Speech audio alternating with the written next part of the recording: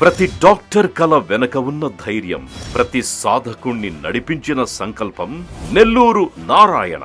Neat 2025 ఫలితాల్లో all కేటగిరీలో 13, 17, 38 వంటి 100లోపు ర్యాంకులతో పాటు ఓపెన్ కేటగిరీలో 161, 253, 323, 515, 546, 563, 804, 955, 962 వంటి 1000లోపు ర్యాంకులతో Nellore Narayana super sensational victory.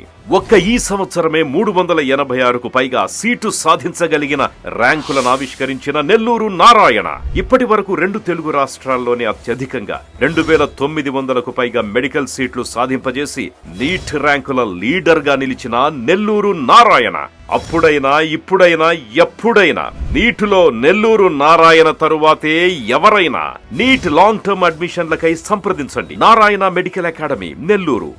విదేశాల్లో సోమిరెడ్డి కుటుంబానికి 1000 కోట్లు ఆస్తులున్నాయంటూ కాకాని గోవర్ధన్ రెడ్డి సృష్టించిన నకిలీ డాక్యుమెంట్ల కేసుకు సంబంధించి సివిల్ డిఫర్మేషన్ వాయిదాకు నెల్లూరు 4వ అదనపు జిల్లా జడ్జి కోర్టులో హాజరైన సర్వేపల్లి శాసనసభ్యులు చంద్రమోహన్ రెడ్డి ఈ సందర్భంగా మీడియాతో మాట్లాడి ఇలా మాట్లాడారు.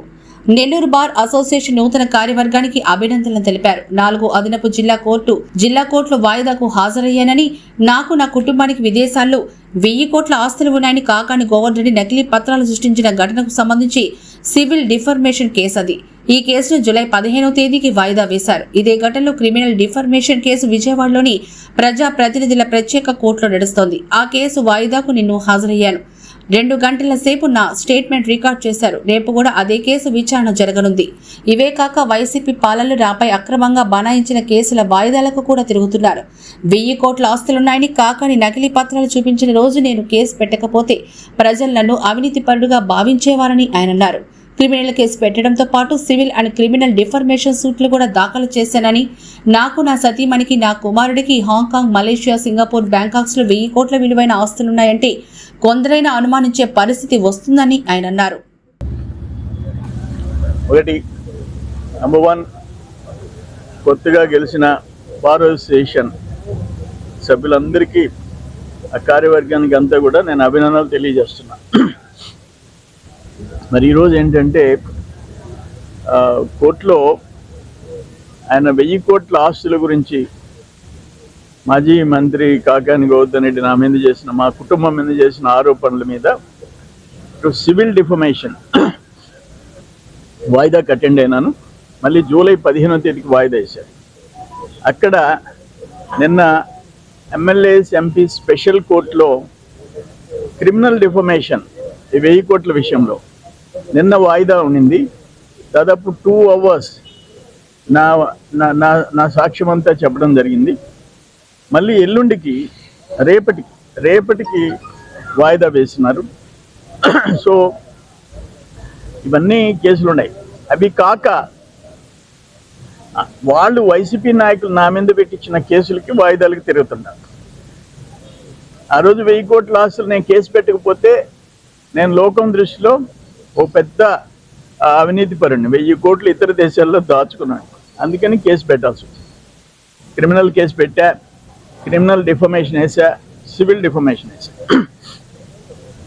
ఒక రాజకీయ నాయకుడు ప్రత్యర్థి మీద ఆరోపణలు, ప్రత్యారోపణలు ఉంటాయి. కానీ ఫస్ట్ టైం తెలుగు వాళ్ళ హిస్టరీలో, ఉమ్మడి రాష్ట్రంలో ఒక రాజకీయ నాయకుడు ఆయన ప్రత్యర్థి మీద, ఆయన భార్య మీద, ఆయన కొడుకు మీద, ఆయన కుటుంబ సభ్యుల మీద ఇతర దేశాల్లో 4 దేశాల్లో, సింగపూర్, మలేషియా, హాంకాంగ్, బ్యాంకాక్, నాకు 1000 కోట్లు ఉందని అంటే అందరూ కొంతమంది అయినా అనుమానించే పరిస్థితి వచ్చింది. ఎందుకంటే డాక్యుమెంట్స్ పెట్టాడు, బ్యాంక్ అకౌంట్స్ పెట్టాడు, నేను ఆ దేశాలకు వెళ్ళినట్టు ఇమిగ్రేషన్ స్టాంప్స్ పెట్టాడు, పాస్పోర్ట్లు పెట్టాడు. అక్కడ నాకు 500 కోట్ల ప్రాజెక్ట్ ఇచ్చాడు, పవర్ ప్రాజెక్ట్. బ్యాంకాక్లో పవర్ ప్రాజెక్ట్. మలేషియా అయితే ఒక 68 ఎకరాలు. మలేషియాలో ఒక ప్లాట్, 3 బిల్డింగ్లు,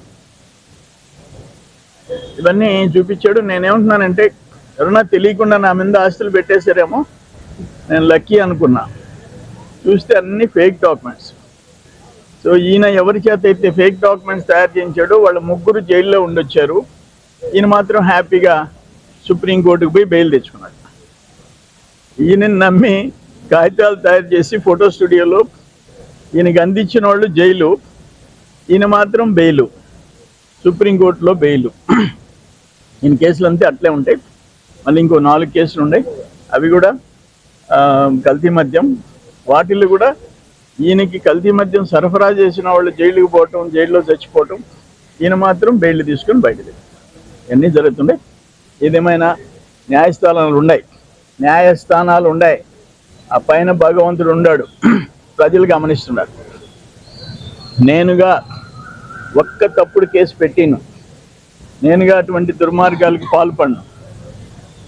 అందుకని అంత గమనిస్తున్నారు, ప్రజలు గమనిస్తున్నారు, న్యాయం జరగదు. పంటపడంది అక్కడ మళ్ళీ ఇప్పుడు ఆయన జైల్లో ఉన్నా ఆయన మనుషులు దాడి చేశారు.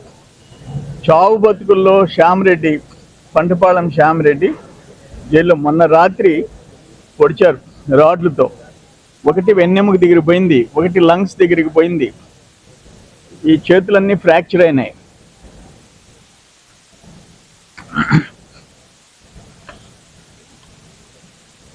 అపోలోలో ఐసీయూలో ఉన్నాడు. ఇది ఈరోజు డేట్ ఎంత? 24. అంటే 22 రాత్రి అరౌండ్ రాత్రి 9-10 గంటలప్పుడు అటాక్ చేశారు. ఆయనకి సర్జరీ చేసేటప్పటికి రాత్రి 2:30 దాకా పట్టింది అపోలోలో. రాత్రి 2:30. అంత దుర్మార్గాలకి నెలవైపోయింది వైసీపీ వాళ్ళు. మేము అధికారంలో ఉన్నా మా వాళ్ళని కత్తులతో పొడుస్తున్నారు. And great Kakani. ఇవన్నీ డెఫినెట్గా వీటన్నిటికీ మాకు ఒకటే నమ్మకం, న్యాయస్థానాలు, దేవుడు, ప్రజలు వాళ్ళు చూసుకుంటారు. ఓకే, జగన్మోహన్ రెడ్డి వ్యాన్తో గుర్తించి